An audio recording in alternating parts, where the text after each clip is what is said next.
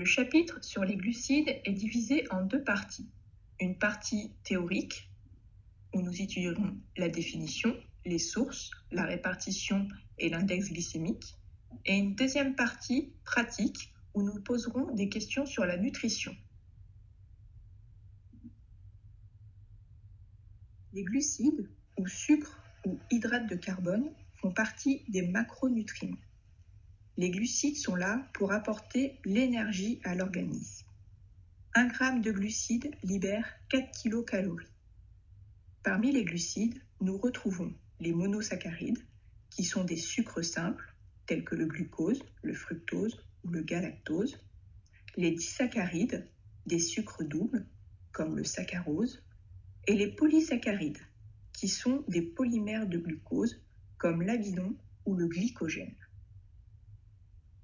Tous les sucres se transforment en glucose pour être digérés par les enzymes.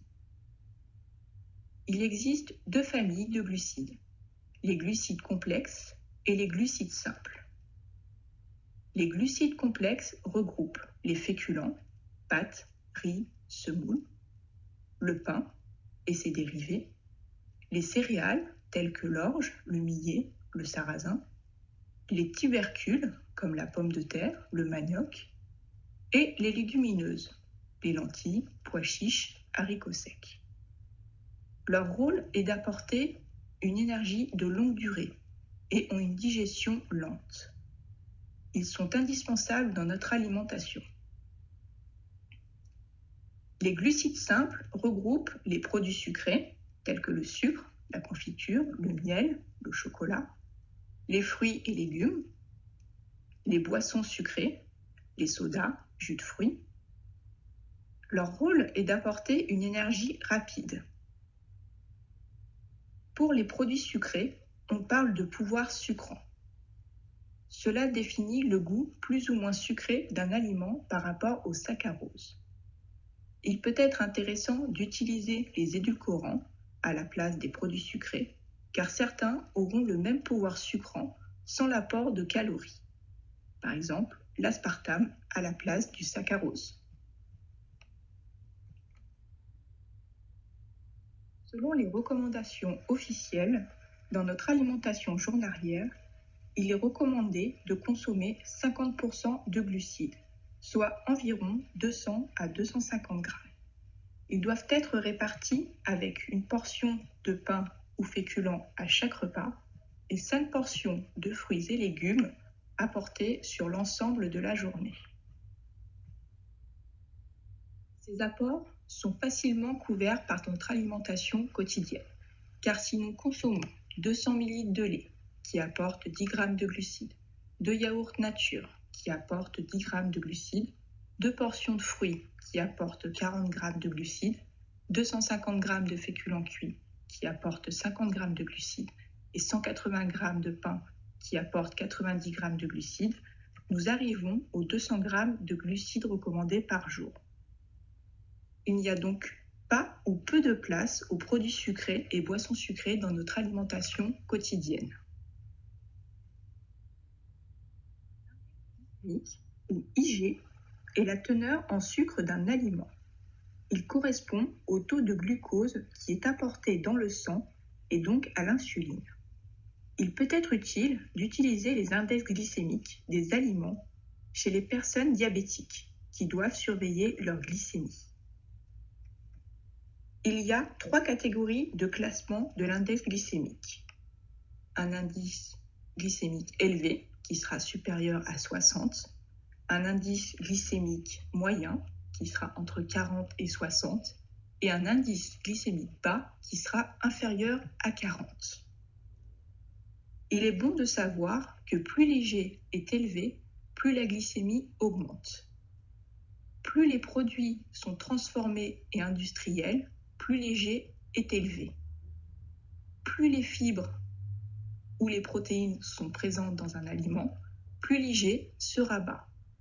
Plus un aliment est cuit, plus son IG sera élevé. Plus un aliment est broyé ou écrasé, plus son IG augmentera. Voici un tableau récapitulatif permettant de classer de nombreux aliments en fonction de leurs IG. Nous retrouvons toujours les trois catégories d'IG. L'index glycémique faible, l'index glycémique moyen et l'indice glycémique élevé. Nous pouvons noter que dans les IG élevés, nous retrouvons de nombreux produits industriels et raffinés. Les fruits et légumes ont en général un index glycémique faible. Dans les IG moyens, nous retrouvons essentiellement les féculents et les farines.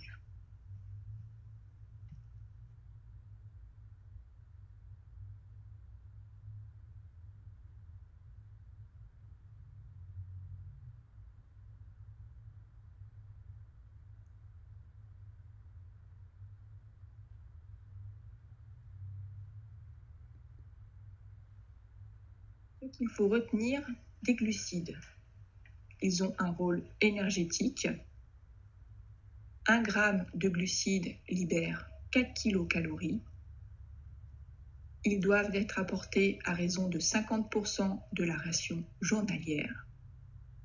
Et il est important de connaître les index glycémiques, l'IG, de certains aliments, dans le cas de certaines personnes qui ont des pathologies telles que le diabète.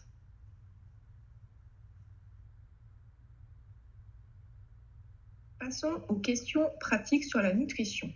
Première question, quel nombre de calories est nécessaire par jour?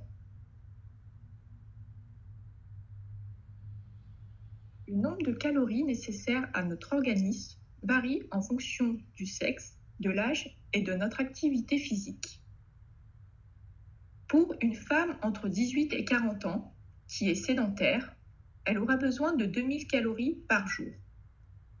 Si elle a une activité physique moyenne, c'est-à-dire 3 fois par semaine, elle aura besoin de 2200 calories.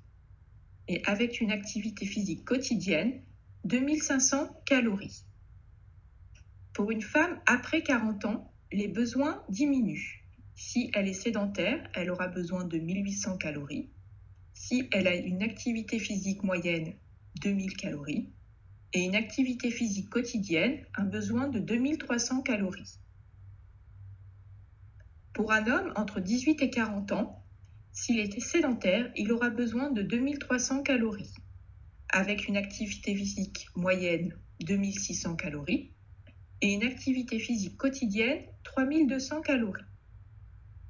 Après 40 ans, un homme sédentaire a besoin de 2200 calories, avec une activité moyenne 2500 calories et avec une activité physique quotidienne 3000 calories. Il existe des besoins spécifiques pour les enfants et adolescents à adapter en fonction de leur âge et de la croissance, ainsi que pour les femmes enceintes et allaitantes qui ont besoin de plus d'énergie.